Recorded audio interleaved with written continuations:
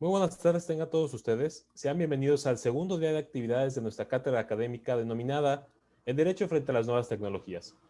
Esta tarde tendremos el gusto de escuchar y ser partícipes de tres charlas que abordarán temas de actualidad en el campo jurídico, que abonarán en el desarrollo formativo de nuestra comunidad estudiantil.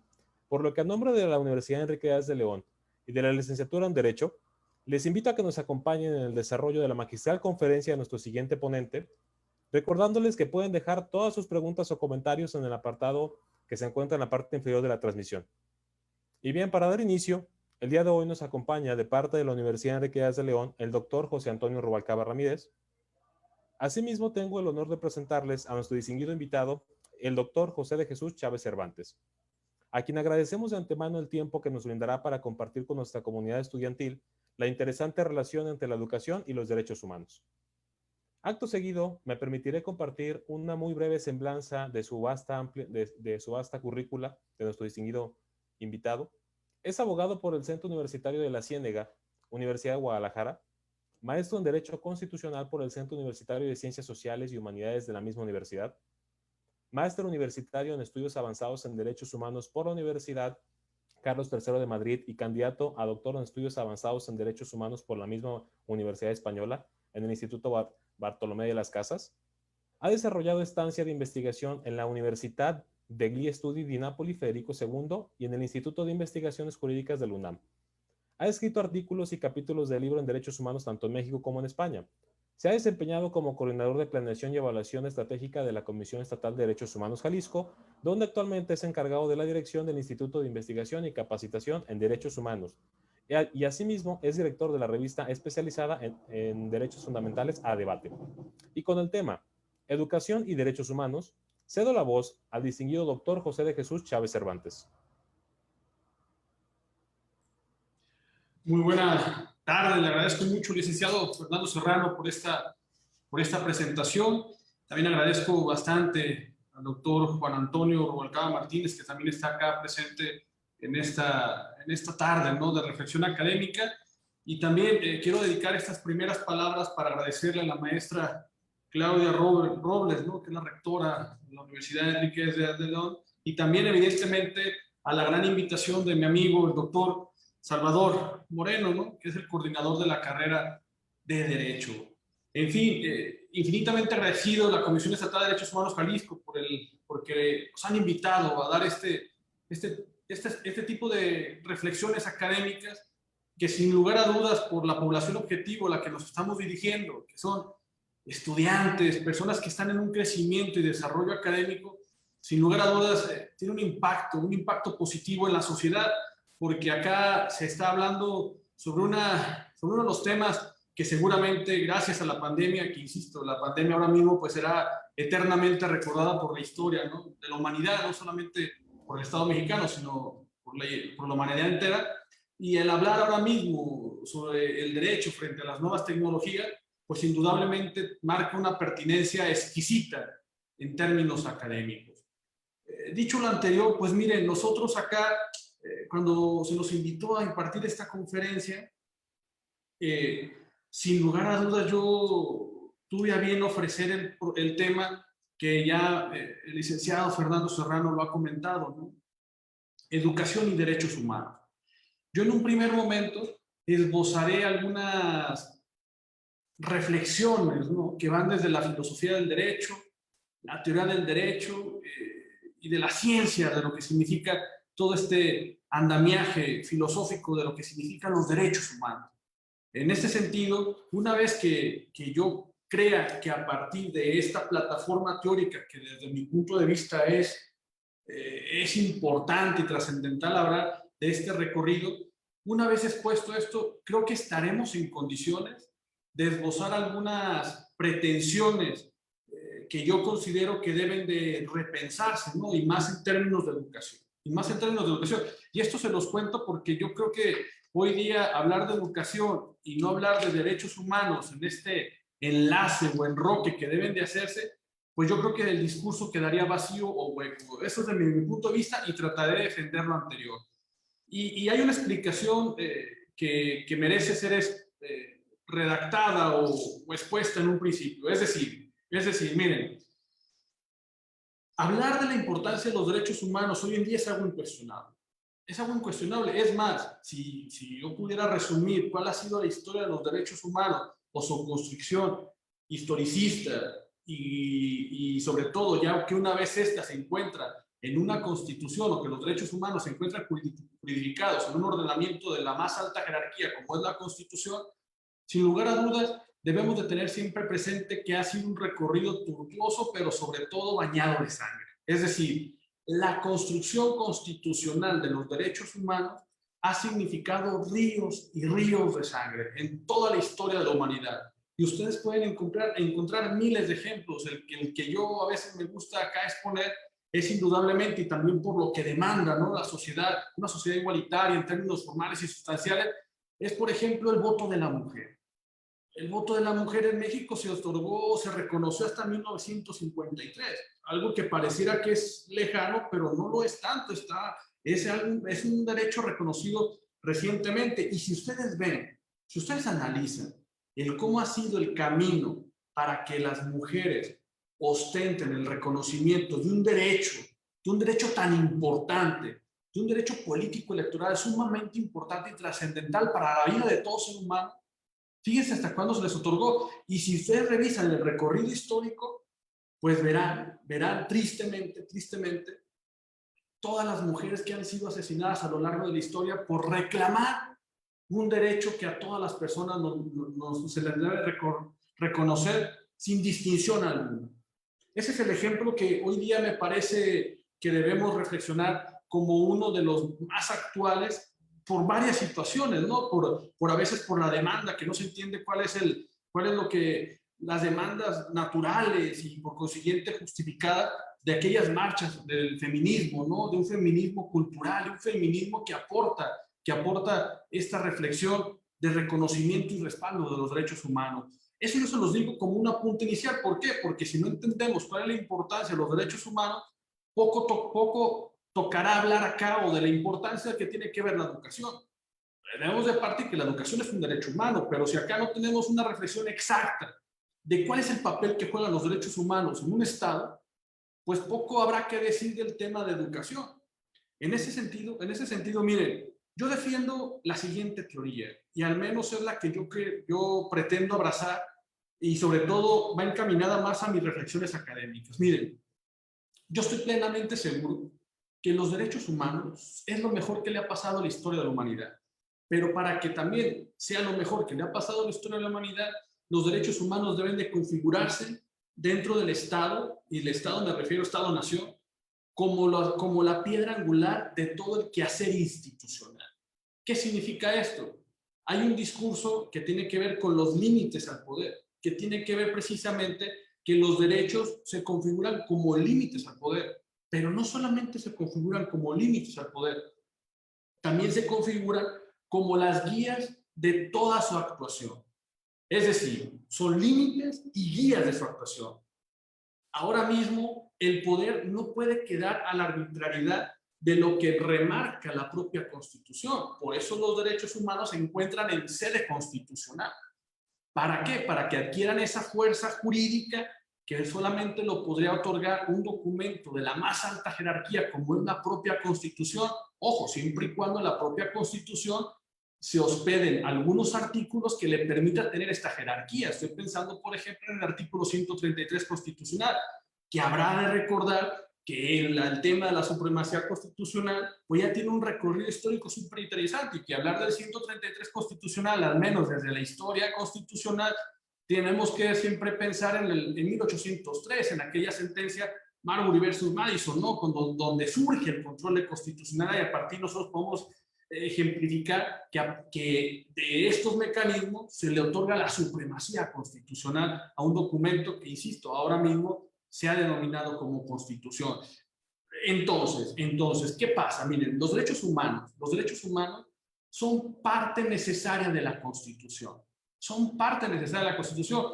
Y me detengo en una frase que a mí me parece que es insoslayable. Hay un autor que yo se los recomiendo bastante a las generaciones jóvenes, sobre todo ahora mismo que están estudiando el derecho y de la importancia de lo que significa el derecho. El derecho no solamente es un proceso de litigio, el derecho es toda una convivencia con los mecanismos, las doctrinas que nos permiten conocer el por qué lo estamos estudiando y que incluso nos permite conocer qué herramientas podemos pensar aquellas personas que nos dedicamos al estudio y al conocimiento del derecho, a efecto de ver modelos del derecho que puedan implementarse en nuestra vida cotidiana. Por eso es importante todo este tipo de procesos. Entonces les invito, por ejemplo, a que vean un autor que a mí me parece que ha marcado una buena etapa, ¿no?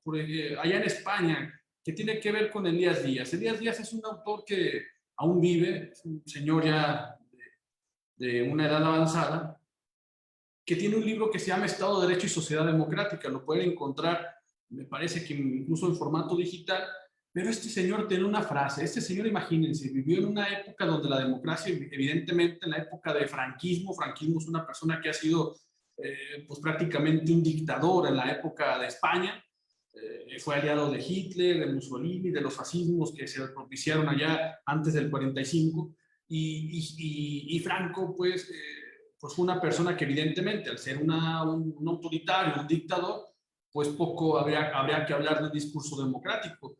Y Elías Díaz, pues en una obra que les he comentado, pues publicó este tema, ¿no? Y él tiene una frase que, insisto, me parece que es aleccionadora porque nos permite colocar el acento en la importancia que tienen los derechos humanos para la vida de una constitución y por lo tanto para la vida y salud del Estado.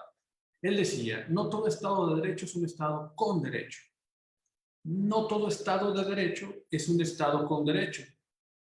O lo que se puede traducir, no todo Estado constitucional es un Estado con constitución. ¿Qué significa esto? Pues ni más ni menos significa lo siguiente. El autor no está pensando en un Estado de Derecho cualquiera. Si ustedes se ponen rígidos en un concepto de Estado de Derecho, solamente podría resumirse de la siguiente manera. Un Estado de Derecho es el sometimiento de la ley tanto a gobernantes y gobernados. Eso puede ser el Estado de Derecho. Sin embargo, no estamos pensando en ese Estado de Derecho, porque de lo contrario, un Estado de Derecho puede ser incluso el Estado de Derecho de Hitler. Con Hitler había un respeto irrestricto de las leyes, había un sometimiento del gobernante y gobernado sobre ciertas leyes, pero no estamos pensando en ese tipo de Estado de Derecho. Estamos pensando en un Estado de Derecho donde evidentemente los derechos humanos sean la piedra angular de todo el quehacer institucional. Por lo tanto, el Estado de Derecho o la Constitución del Estado constitucional que estamos pensando debe de reunir una serie de requisitos donde evidentemente los derechos humanos se configuran como la piedra angular en la necesidad institucional de la propia Constitución.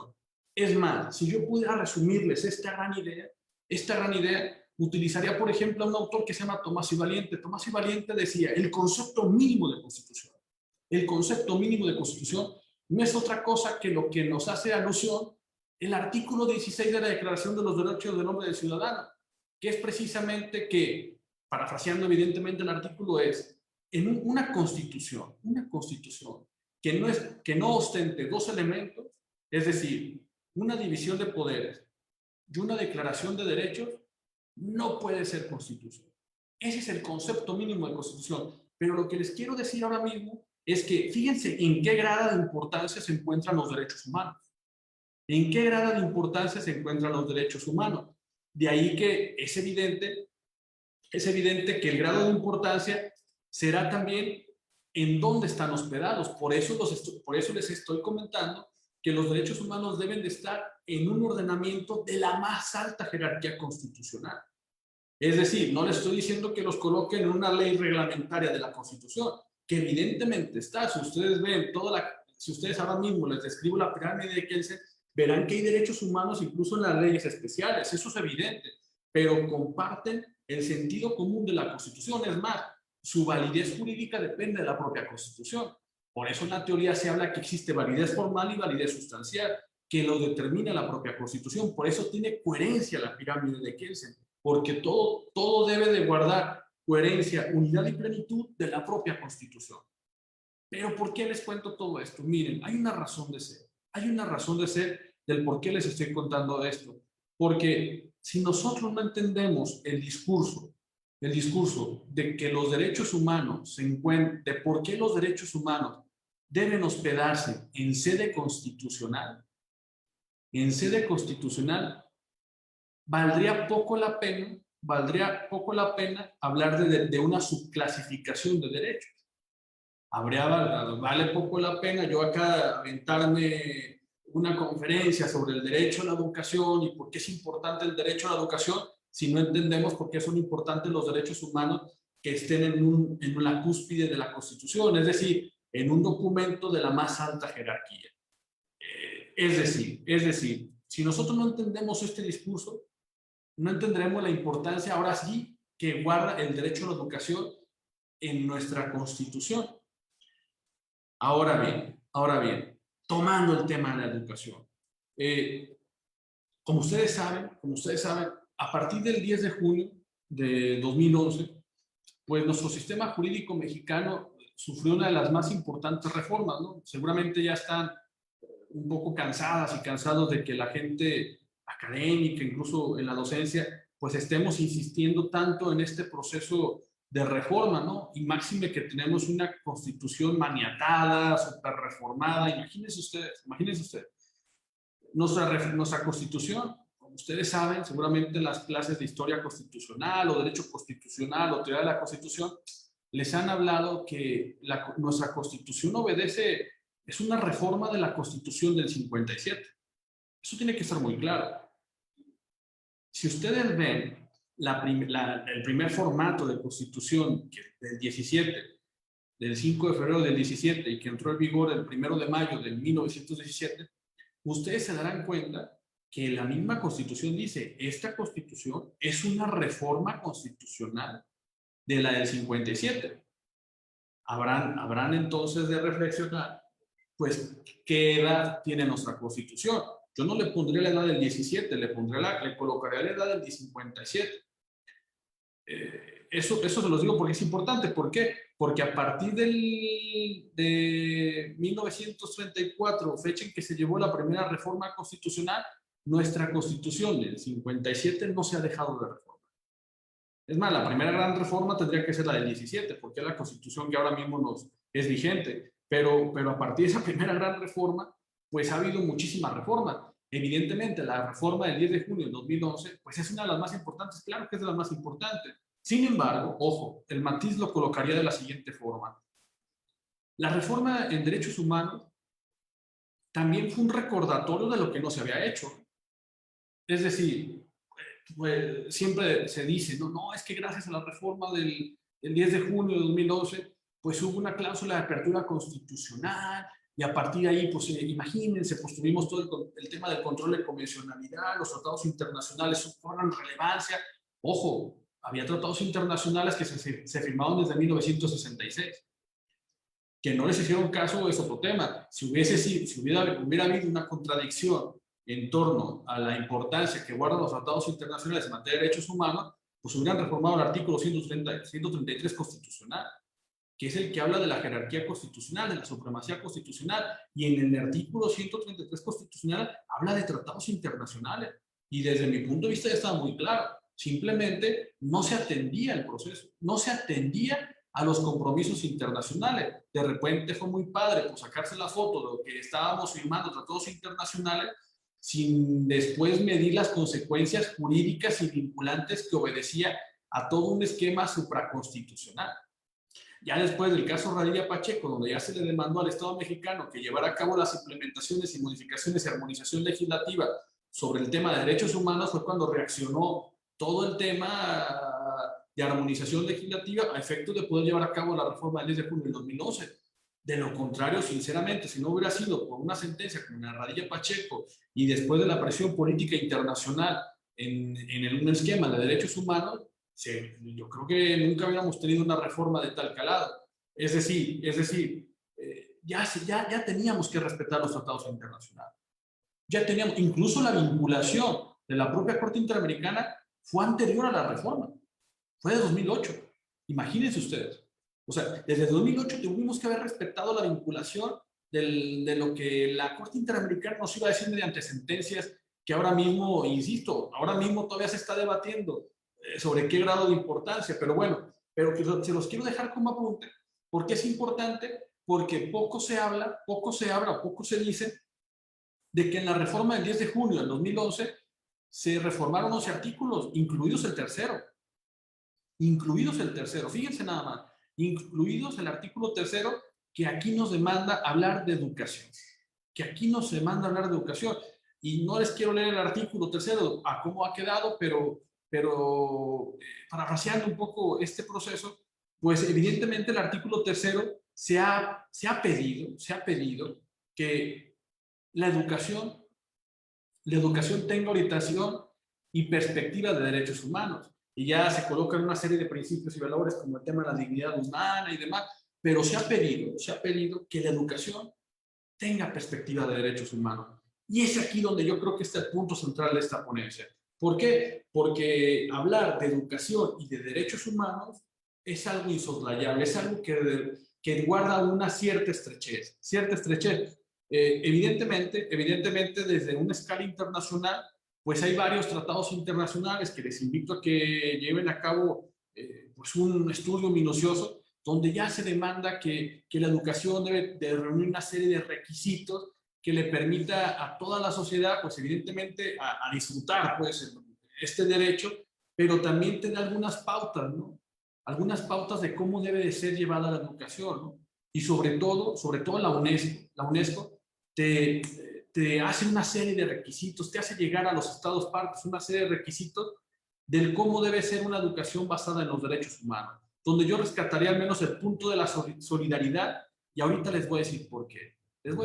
Porque a mí me parece que el punto medular para los cambios sustanciales de todo Estado obedece un esquema educativo. Si bien es cierto que la primera educación es la que se encuentra en la familia, que es sumamente importante, también lo es una educación que tenga orientación en derechos humanos. Y les voy a platicar por qué. Miren, a lo largo de la historia, siempre se nos ha enseñado a competir. ¿No?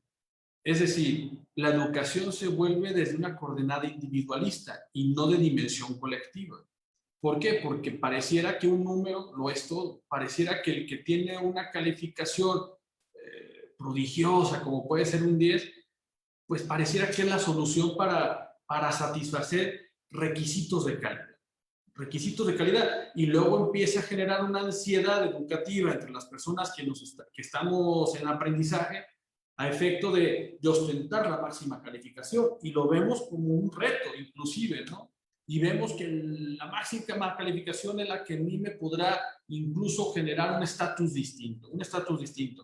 Desgraciadamente, a lo largo de la historia de materia educativa, se nos ha enseñado esta parte individual y déjenme decirles que desde un punto de vista o perspectiva de derechos humanos, la educación debe de guardar cierta estrechez en términos de solidaridad, es decir, en términos o vías colectivas, es decir, guardar aquellos aspectos de competitividad o individualismo para ejercer acciones y medidas que tengan que ver más con procesos de un tema de solidaridad y colectividad. Y les voy a decir por qué. Miren, a lo largo de la historia, y eso es uno de los argumentos que los pueden buscar incluso desde el por qué es peligroso el tema democrático, porque se habla de que la democracia en cierta medida es peligrosa cuando existe ignorancia en el pueblo. Ustedes seguramente han escuchado o han leído desde la democracia más pura, ¿no? La democracia más pura, como ustedes saben, hay un documento que también les invito a que lo lean, que me parece que es aleccionador, es la oración fúnebre de Pericles. La oración fúnebre de Pericles, como ustedes saben, fue un gran orador, ¿no? Y él tenía esta oración fúnebre, que no era otra cosa más que un discurso a aquellas personas que habían ido a la guerra y fallecieron, ¿no? Y ese discurso evidentemente lo ofreció en un panteón, con todas las familias de las esposas que habían caído sus esposos en batalla. Y él habla sobre defender la democracia más pura, la democracia donde todas las personas puedan participar sin distinción de ningún objeto, de raza, religión, sexo, preferencia sexual. Es decir, no había una distinción en la participación política. ¿Y por qué les cuento esto? Porque seguramente el tipo de educación que recibían en la antigua Atenas, y así lo describe Aristóteles en el libro de la Constitución de Atenas, era una democracia donde evidentemente todas las personas participaban por igual. Ya después hubo cambios sustanciales que lo demanda incluso el propio derecho romano, como ustedes saben, pero lo que les quiero decir, que la democracia más pura se vivía con con una educación en perspectiva de derechos humanos, es decir, una educación para la ciudadanía. Educación para la ciudadanía o educación con perspectiva de participación política. Es decir, una educación que te permitía, en todo caso, identificar que cualquier decisión, por más mayoría que sea, no se puede decidir en contra de los derechos de una minoría. Es decir, se deben de llegar a acuerdos que nos permitan vivir en comunión y en sociedad. Es decir, decisiones con términos solidarios. Y esa es la gran reflexión. ¿Por qué? Porque si yo les acabo de decir que una educación que se ha distinguido por un tema de competitividad individual y no colectiva, donde nos permita abrazarnos, en que todas las decisiones que se han de tomar tengan perspectiva de derechos humanos con el principio de solidaridad por delante, pues evidentemente pues el tipo de decisiones pueden ser peligrosas. Y a lo largo de la historia ha sido así. A lo largo de la historia ha sido así. Tan es así que una de las grandes preguntas de la filosofía política, y eso lo explica Norberto Bobbio en un libro que se llama El futuro de la democracia, él te decía, Norberto Bobbio, ¿cuál es el mejor gobierno? ¿El de las leyes o el de los hombres? Y aunado a esa pregunta dice, todas las respuestas que se han edificado en torno a esta gran pregunta tiene que ver precisamente con las páginas más fascinantes de la historia de la filosofía política. Fíjense lo que les estoy diciendo. Es decir, nosotros para decidir en democracia necesitamos un tipo de educación. Una educación, insisto, con el principio de solidaridad por delante. ¿Por qué les digo esto? Pues miren, a lo largo de la historia, como les he tratado de comentar, se ha decidido que las constituciones ostenten cláusulas de rigidez constitucional. Por ejemplo, en Alemania pues sucedió algo muy trágico, ¿no? El Holocausto y todo este proceso que se vivió tan desgarrador con Hitler, pues decidieron petrificar la Constitución. ¿Qué significa? Cláusulas de intangibilidad, ¿no? Hay bastante teoría y recorrido sobre este aspecto, ¿no? Ferrayoli te marca que es una escala de indecidible, Ernesto Garzón Valdés sobre el coto vedado, incluso el propio Norberto Bobbio te habla del muro fronterizo de los derechos. ¿Qué significa todo esto? Significa que debe de existir un núcleo irrenunciable donde ningún poder, ojo, y regreso al discurso de los derechos como límites al poder, es decir, que ningún poder puede deliberar el contenido de la Constitución. ¿Por qué? Porque está petrificada y así lo decidió un constituyente. Así lo decidió un constituyente. Y se dice, bueno, en la Constitución alemana sí está. En la Constitución alemana no se puede reformar la forma de gobierno. No se puede reformar, ni incluso por el reunir el pueblo en su totalidad.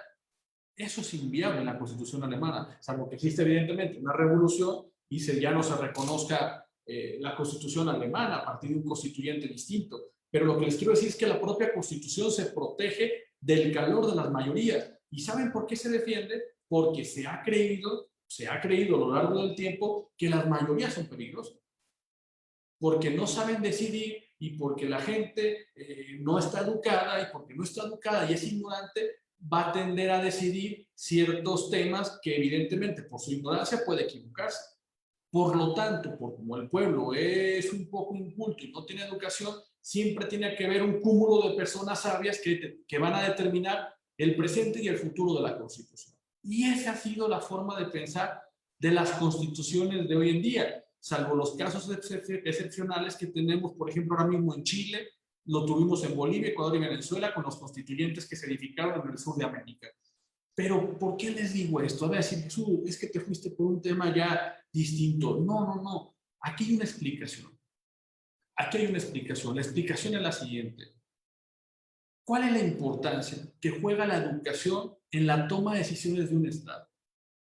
Es decir, hay autores, por ejemplo, como Jeremy Boldro, que te habla que el derecho a la participación democrática es el derecho a los derechos. Y si nosotros, parafraseando al autor, y si este derecho a la educación, y si este derecho a la participación no va resguardado de un amplio estudio y conocimiento y evidentemente de una educación en materia de derechos humanos con el principio de solidaridad por delante, seguramente nunca vamos a llegar a esta dimensión de trabajo, a esta dimensión. Es decir, nunca llevaremos a concretar los derechos que es el derecho a la participación, y como nunca el pueblo va a estar educado, pues habrá que otorgarle la última palabra a un grupo de personas sabias que evidentemente van a tomar las decisiones por nosotros. Es más, se los voy a decir de una forma más catastrófica. Si yo les dijera que ahora mismo hay varios países que están regidas por una constitución de muertos, es decir, ahora mismo las personas que hicieron la constitución, el constituyente, ya ni siquiera viven. Es decir, estamos en un debate incluso de una constitución heredada por los muertos, que ni siquiera ahora mismo les podemos preguntar, oye, ¿qué dijiste en este enunciado constitucional? Es decir, tenemos que apelar a las teorías de la interpretación y argumentación jurídica para ver qué tipo de interpretación, si es originalista, es decir, asistimos a constituciones heredadas por muertos. Yo por eso celebro, y lo debo de confesar, que al principio de esta ponencia, el hablarle a la juventud, es invitarles, ¿no? Yo no estoy invitando a una revolución, pero sí una revolución mental de saber que todas las generaciones presentes y futuras tienen el derecho de decidir el contenido constitucional. Hay que prepararnos para ello. Por eso es importante el tema de educación y derechos humanos. ¿Por qué es importante? Porque yo creo que en algún momento, el pueblo debe de volver a decidir sobre el contenido de la Constitución. Seguramente es muy complejo por el número de habitantes, porque no existen mecanismos de participación democrática efectivos y reales, donde los canales o puentes con el poder son complicados. ¿Por qué no pensamos en una justicia dialógica? Es decir, que todas las decisiones más controvertidas que se llevan a cabo en la Suprema Corte de Justicia en pleno, o por qué no en el Poder Judicial del Estado de Jalisco, llevemos a cabo ejercicios de deliberación, donde las juventudes, donde los pueblos y comunidades indígenas, donde las personas con discapacidad, donde las niñas y adolescentes también estén dando opiniones sobre lo que opinan de sus derechos. Pareciera que esto es un tema de adultos, y me parece que estamos equivocados. Me parece que es momento de revitalizar el discurso de los derechos humanos y de llevarlo a una escala mayor. Es decir, creo firmemente y estoy plenamente convencido que el gran reto de la educación tiene que ser en perspectiva democrática. Tiene que ser en perspectiva democrática. De lo contrario, seguiremos con nuestros cursos individualistas, seguiremos con una propagación de que la calificación debe ser el gran reto y la posibilidad de graduarte con honores. Me parece que ese es el rumbo equivocado. Me parece que ahora mismo tenemos que apostar por la enseñanza de los derechos humanos. Yo recuerdo con mucha gratitud y esperanza, cuando a mí me dieron una materia, yo estaba, creo que en la secundaria, y me dieron una materia que me parecía fabulosa. Y yo creo que por ahí nació mi perfil de lo que ahora mismo estudié, que tiene que ver con formación cívica y ética. Y me enseñaban el amor por la Constitución. Me enseñaban incluso el amor a la nación. Me enseñaban incluso también alguna especie de derechos que yo no tenía que invadirle a las demás personas. Eso es justamente lo que estoy pensando. Eso es justamente lo que se puede buscar a reforzar. Es decir, creo que estamos en un momento cúspide. ¿Por qué? Porque si acá venimos a hablar de los derechos humanos frente a las nuevas tecnologías, o el derecho frente a las nuevas tecnologías, me parece que hablar de educación y derechos humanos frente a las nuevas tecnologías también significa estar reflexionando en torno al sistema educativo que merece un sistema congruente con los derechos humanos.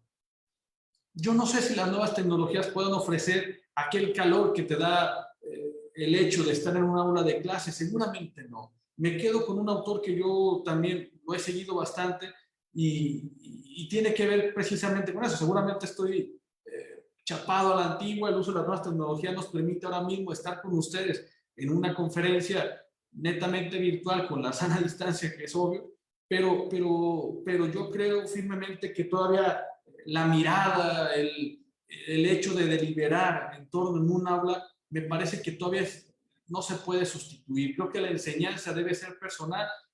Se puede combinar a un sistema mixto, creo que es viable. Ahora mismo me parece que la educación ha migrado a un proceso tecnológico sumamente interesante, porque podemos tener experiencia inclusive cultural, ¿no? Con otros estados, con otras entidades federativas, otros países, en torno a los debates actuales del derecho, lo cual eso creo que se puede rescatar en materia educativa. Es decir, a partir del uso de las nuevas tecnologías, podemos acceder a material, a conferencias, inclusive a personal docente que nos pueda dar una visión distinta a lo que significa el derecho. Me parece que eso llegó para quedarse, es invariable. Sin embargo, ojo, sin embargo, creo que no es insistir, no se puede sustituir un aula de clases, un aula donde se existe una convivencia sobre lo que significa el derecho, la enseñanza incluso del propio alumnado, de las propias alumnas y alumnos y de los compañeras y compañeros que tenemos en el aula de clase. Eso yo creo que no se puede sustituir, porque yo creo que les ha pasado que ahora mismo con el tipo de educación que estamos ahorita ejerciendo, soy docente, yo en maestría, siempre es más complicado incluso la participación en clase. Es decir, me parece que se puede llevar a cabo un tema mixto. En definitiva, y ya para ir cerrando estas reflexiones, que igual les agradezco muchísimo el que me hayan puesto atención, cerraría con al menos dos conclusiones para ahorita pasar al tema de preguntas y respuestas. ¿Cuál es la afectación de la pandemia en términos educativos? Bueno, la gente que es experta en estos procesos se habla que existe una pérdida de año escolar. Yo no quisiera ser tan pesimista, me parece que se puede rescatar bastante, insisto, el tema de las nuevas tecnologías. Existe una corresponsabilidad tanto de la persona docente como del alumnado. Creo que la comunidad académica se tuvo que transformar sí o sí, no hubo de otra, pero existe una corresponsabilidad, porque luego de repente pareciera que la responsabilidad solamente es del personal docente, pero creo que ahora sí que el tema de la comunidad académica estudiantil pues se tuvo que adecuar a esta nueva circunstancia, que era más complicado el aprendizaje, que seguramente la carga educativa pues se incrementó, porque no es lo mismo una explicación en aula de clase que de repente estar en un monitor. Seguramente la carga de trabajo en tareas se ha de haber incrementado, pero eso no significa que la calidad en ese proceso se haya debilitado. Insisto, se pudo ver adecuado calidad con el tema de las nuevas tecnologías. Y como última reflexión, sí les invito a toda la comunidad académica a reflexionar lo que les he comentado. Insisto, me parece que la educación y derechos humanos tienen que tener una perspectiva solidaria que nos permita incluso, ojo, que eso es lo más importante, decidir el contenido de una constitución. Revolucionario puede ser, no lo sé. Creo que México va a asistir a una nueva constitución no mucho tiempo. Jalisco ya estaba casi preparándose para una nueva constitución, o sea, lo sabe, se reformó el artículo 117 bis, y si no fuera por la pandemia hubiéramos tenido otra constitución, casi se los aseguro. Pero ahora mismo me parece que la juventud juega un papel sumamente importante. Incluso les podría decir que a veces son las personas olvidadas en las tomas de decisiones, y yo creo que no, yo creo que deben de jugar un papel preponderante. Ahí hay una frase un poco que siempre se maneja, ¿no? Ser joven y no revolucionario, pues es algo hasta contradictorio. Yo creo que las juventudes hoy día, al menos en rebobinar el significado y la importancia de los derechos humanos, creo que son la vitamina del mañana, y seguramente estaremos en un debate muy interesante que tenga que ver con la educación y los derechos humanos. Les agradezco mucho y estoy a sus apreciables órdenes. Muchas gracias. Muchas gracias, doctor Jesús. Agradecemos enormemente su participación, por habernos regalado esos minutos de su tiempo, su valioso tiempo, en el que deja una serie de disertaciones, una serie de planteamientos muy interesantes referente al tema de la educación con relación a la perspectiva de los derechos humanos. Nos gustaría, doctor Jesús, que nos regalara, si tiene tiempo, evidentemente, unos cuantos minutos más para compartirle algunas inquietudes de nuestros estudiantes. Me voy a permitir compartírsela. Pregunta Jazmín Hernández. Ella hace un planteamiento. Dice lo siguiente: se sigue vulnerando los derechos de nuestros campesinos, contaminándoles su agua, quitándoles propiedad, incendiando sus bosques, y no conforme con eso, las constructoras /inmobiliarias siguen construyendo casas siendo protegidos por autoridades. ¿En dónde quedan sus derechos humanos? Pregunta Jazmín. Querida Jazmín, muchísimas gracias por tu pregunta.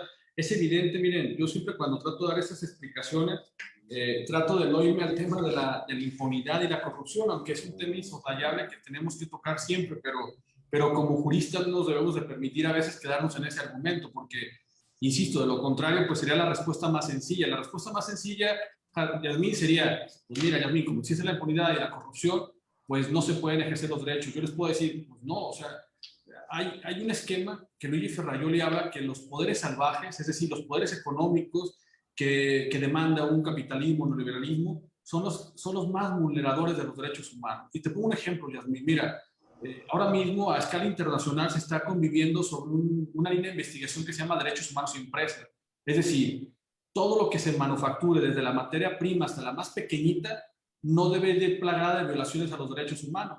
Es decir, se está ahorita concatenando para que existan empresas responsables con los derechos humanos, donde se asegure la empresa de que aquel balón Nike que se utilizó en el Mundial tal, no haya sido cosido por niños que están en la India de 4 a 8 años, que se han lastimado sus dedos, han perdido dedos. Es decir, que toda la materia prima que se esté gestando para la fabricación de un producto no venga manchada de sangre. Como ustedes saben, todos los celulares tienen un mineral que se llama coltán. El coltán es extraído en minas de África, donde evidentemente mueren muchísimas personas africanas para la extracción de este mineral. Por lo que las grandes telefonías o las grandes empresas capitalistas, pues es evidente que no se van a hacer responsables porque dicen que ellos compran de forma legal y no saben si están violentando los derechos humanos. Es decir, todavía queda un recorrido sumamente importante por hacer para que los poderes salvajes, insisto, como dice Ferrajoli, se encuentren limitados por el poder, ojo, sin argumentar el proceso de corrupción y la impunidad.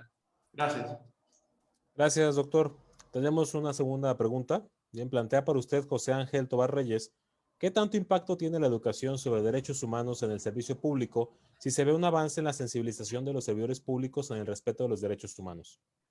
Bueno, gracias, José Ángel. Es un buen amigo, José Ángel. Qué gusto saber que estás escuchando la conferencia. Te mando un fuerte abrazo, amigo.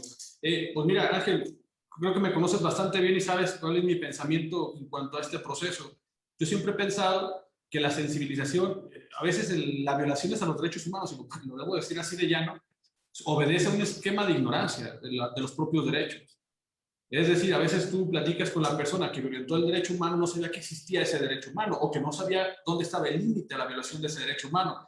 Eso es por un lado. Y por otro lado, también obedece un esquema de sensibilización de los derechos, donde ahora mismo se tienen que llevar a cabo procesos de capacitación constante a todas las personas servidoras públicas y, ojo, y también a la población en general. También a la población en general, porque pareciera que nomás es un tema de violaciones de los derechos humanos por parte de las instituciones, lo cual es totalmente erróneo. Necesitamos una corresponsabilidad de la sociedad. Por eso les decía que ahora mismo una de las bases de la propia educación es el principio de solidaridad. En serio, si nosotros no nos basamos en este principio a la hora de llevar a cabo procesos en derechos humanos, seguramente estamos huecos de algún lado. Y todo el proceso de sensibilización que se debe llevar a cabo a las personas que de repente tienen el primer contacto para la posible violación de los derechos humanos es una tarea de todos los días.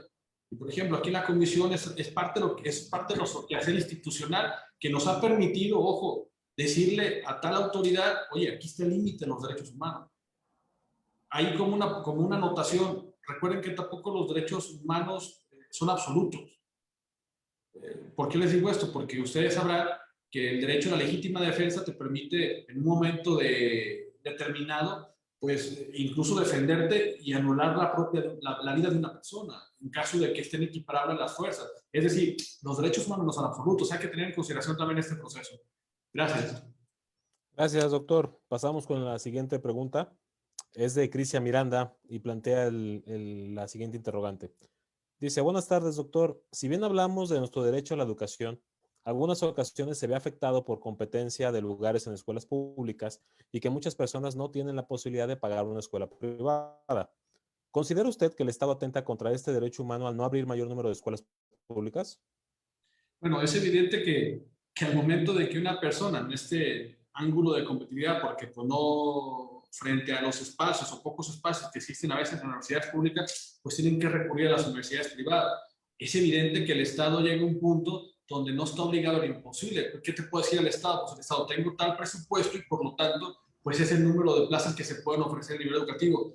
El ideal será en todo caso de que el Estado pueda solventar todo el proceso educativo. Claro que podría pensarse que es una violación de los derechos humanos una persona que no que ahora mismo no tenga cubierta la educación hasta la preparatoria, tal como lo dice el artículo 3º constitucional, la media superior. Y pareciera que se está violentando el derecho humano, pero aquí hay un discurso que sí me gustaría dejarlo como muy estable y muy bien juridificado. Es decir, recuerden que en la Constitución hay derechos más resistentes que otros. Esto es, hay derechos que ostentan garantías y hay derechos que no ostentan garantías. Por eso hay una distinción entre derechos humanos, derechos fundamentales y garantías. Hay derechos humanos que no se encuentran en la Constitución, pero son derechos humanos. Hay derechos fundamentales que son derechos humanos. Es decir, no todo derecho es fundamental, no todo derecho humano es un derecho fundamental, pero todo derecho fundamental es un derecho humano. ¿Qué significa esto? Que está en la Constitución el derecho fundamental.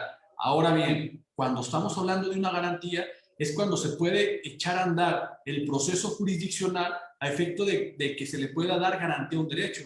Y en el derecho a la educación no está este proceso. Se los dejo ahí como un tinte. Hay otros derechos que están acompañados de su garantía para que puedan ser efectivos. En el caso del derecho a la educación no se encuentra su garantía. Se han intentado de manera jurisprudencial y llevar a cabo algunos juicios, inclusive y sentar precedentes donde se ha podido intentar sentar algunas bases, pero todavía no tiene su garantía.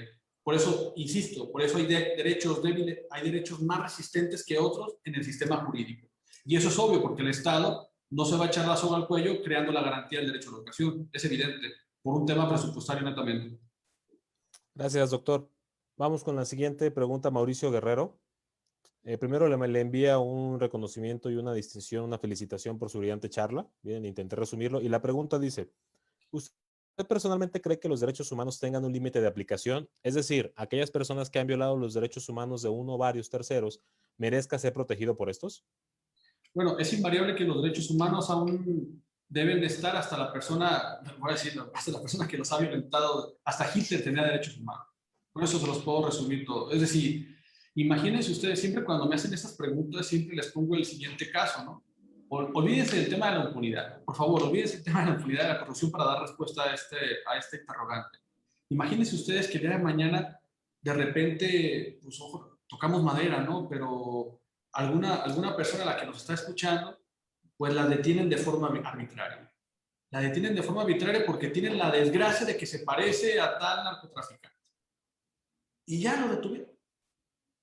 Si no fuera, y este narcotraficante es los más peligrosos de todo el Estado, si no existieran los derechos humanos y no se determinara si esta persona efectivamente es tal o cual que se está buscando, imagínense el error que se puede cometer. Ojo, habrá muchos errores y que hay gente en la cárcel que está de forma injusta. Ojo, pero lo que les quiero decir es que si no hubiera esta parte de derechos humanos, estas garantías procesales del buen derecho, seguramente se cometerían muchísimos más errores. ¿Qué es lo que les quiero decir?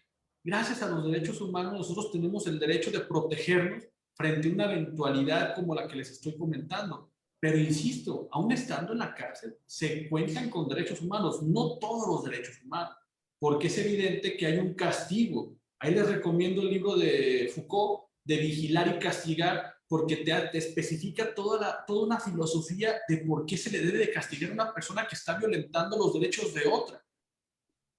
A partir, evidentemente, de un esquema de reinserción social, pero lo que les quiero decir es que los límites al derecho, los de los derechos humanos, son los propios derechos. Son los propios derechos. Acá estoy hablando en abstracto en muchas ocasiones, pero sí habrá que determinar dónde se pueden encontrar los límites. Les podría poner acá un montón de ejemplos, ¿no? No sé, el que siempre también se me viene a la mente es el de pueblos y comunidades indígenas. ¿Cuáles son los límites de los usos y costumbres de los pueblos y comunidades indígenas? Se los dejo de tarea. Vean toda la jurisprudencia que hay al respecto. Gracias, doctor. Vamos con otro interrogante. Pregunta a Mackenzie Pratt. ¿Qué pasa en las comunidades indígenas que hacen por costumbre temazcales, fogatas, y ese tema ahora no se les permite por el tema de incendios forestales? ¿Cómo sería en ese caso para respetar su cultura y derecho a hacer sus costumbres? Bueno, yo creo que ese es el caso menos problemático para el tema de los derechos humanos en cuanto a los pueblos y comunidades indígenas, lo digo con mucho respeto. Pero, por ejemplo, imagínense el caso de los matrimonios forzosos. Es decir, ¿sabían ustedes que en México existen comunidades, en pueblos y comunidades indígenas donde existen matrimonios forzosos? Es decir, una niña que de repente tiene la regla y ya puede casarse y es una menor de 18 años. es un matrimonio forzoso, porque evidentemente no va con su consentimiento y ya tiene arreglado un matrimonio, y eso pasa en el siglo XXI. Ese sería un caso más problemático que el prender una fogata. Es decir, hoy en día, y se los digo con toda la seguridad, hoy en día todavía no existe una distinción clara entre los límites de los derechos que tienen los pueblos y comunidades indígenas. Y se los voy a contar muy brevemente. ¿Por qué? Porque miren, siempre la toma de decisiones de quienes imparten justicia, por lo regular lo hacen desde un escritorio y no conocen la cosmovisión del pueblo y comunidad indígena. Fíjense, yo tuve la oportunidad de conocer varias culturas indígenas, no porque las visité, sino porque tuve compañeras y compañeros de otras latitudes geográficas y platicábamos este debate bien interesantísimo. Porque imagínense ustedes, si ustedes platican con estas personas, les van a decir, oye, es que un día llegaron con 3 barquitos y nos conquistaron. Conquistaron a nuestros hermanos. Es más, yo tengo más tiempo que tú en todo caso. Tú ya estás occidentalizado, tú ya tienes una cultura sumamente distinta. Imagínate, a mí me llegaron con una cruz y me dijeron que la lluvia, relájate, que no te lo mandó Dios, es un esquema científico que de repente llueve y ya está. Y que cuál es derecho. Y de repente, ahora mismo, en el siglo XXI, una vez nos llegaron con barquitos y ahora nos llegan con los derechos humanos. Es decir, siempre estamos buscando cómo inclusive suicidar su propia cultura. ¿Qué les podría decir? Si yo, desde mi punto de vista, es el tema que con más mesura yo opino. ¿Por qué? Porque yo creo que debo de primero conocer la cosmovisión de lo que ellos piensan que es bueno y que es malo, y de ahí intentar forjarme algunas conclusiones. Porque mi versión de lo que es bueno y lo que es malo es un producto occidental de lo que pareciera que ya no se convencieron de que los derechos humanos es lo mejor que se ha escrito en la humanidad. Sin embargo, este discurso está plenamente en contradicción con los usos y costumbres de pueblos y comunidades indígenas. Insisto, yo no estoy diciendo que eso sea la verdad. Lo que les estoy tratando de decir es que es un eterno conflicto con este tipo de comunidades y que me parece que falta bastante diálogo, no imposición. Y eso creo que puede ser lo que se tiene que buscar. Por eso es tan importante las teorías que te hablan de una justicia dialógica, no una imposición en cuanto a lo que significa el derecho. Es más, si yo les dijera que no existe una sola respuesta correcta a las contradicciones del derecho, pues habrá que entonces que interpretar y argumentar cuál es la mejor respuesta correcta, si es que existe. Hay muchos casos que seguramente no existe. Y creo que el de pueblos y comunidades indígenas es uno. Muchas gracias, doctor. Vamos por temas de tiempo y para seguir lo programado y por respeto también a su tiempo, doctor, a formular una última pregunta. La Gracias. plantea Luis Moreno. Dice, buenas tardes. ¿Usted sugiere que se debería de implementar educación jurídica temprana a los jóvenes del mañana? Yo creo que no educación jurídica, porque la educación jurídica sería como estudiar, lo digo, bueno, a veces yo soy un poco crítico, perdónenme, tengo que decirlo, como cuando enseñan solamente lo que dice la Constitución. Y vamos a grabarnos lo que dice tal ley. Vamos a pasar del artículo 4 al 8 a mano para que se aprenda. Yo estoy en contra de ese tipo de educación porque desde mi punto de vista pues no es educativo, ¿no? Pero una educación jurídica, yo no me refiero a una educación jurídica. Yo creo que los derechos humanos ni siquiera tienen que ver solamente para las personas que son abogadas y abogados.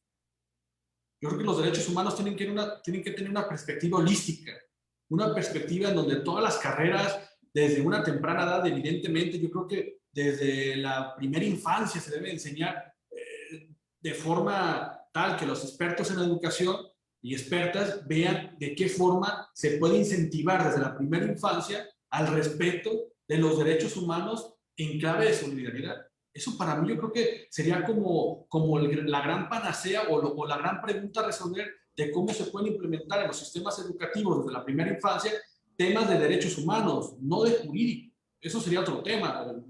Yo creo que los derechos humanos tenemos un grave error de pensar que nomás los abogados y abogados debemos de estudiar. Eso creo que es de los grandes errores que tenemos y es de los chips que tenemos que ir cambiando poco a poco. Porque incluso, no sé si les pasa a ustedes, que como están estudiando Derecho, pues ustedes tienen que saber todo lo que tenga que ver con derechos humanos. Y siempre se le pregunta al abogado los límites de los derechos humanos. Yo creo que todas y todos debemos de saber al menos las generalidades y la importancia que juegan los derechos humanos, porque si no existirá siempre ese desconocimiento y por lo tanto al existir desconocimiento no existe el respeto por este gran tema. Yo quisiera, no sé, argumentar un poco más, pero sé que los tiempos son muy reducidos, pero de verdad yo estoy muy contento de estar acá con ustedes Cualquier cosa, yo estoy aquí a sus órdenes en el Instituto de Derechos Humanos Francisco Tenamaxli. Ha sido un placer y esperemos vernos de nueva cuenta. Muchísimas gracias. Muchas gracias, doctor Jesús. En nombre de la universidad le reconocemos su brillante charla. Bien, comentarle también que quedaron muchas preguntas pendientes, las cuales intentaremos hacérselas llegar Por en aras favor. pues de que pudiera responderlas. Y para efectos de que tenga a bien entregar el merecido reconocimiento al doctor Jesús Chávez, le cedo la voz al doctor José Antonio Rubalcaba Ramírez. Muchas gracias, Fernando.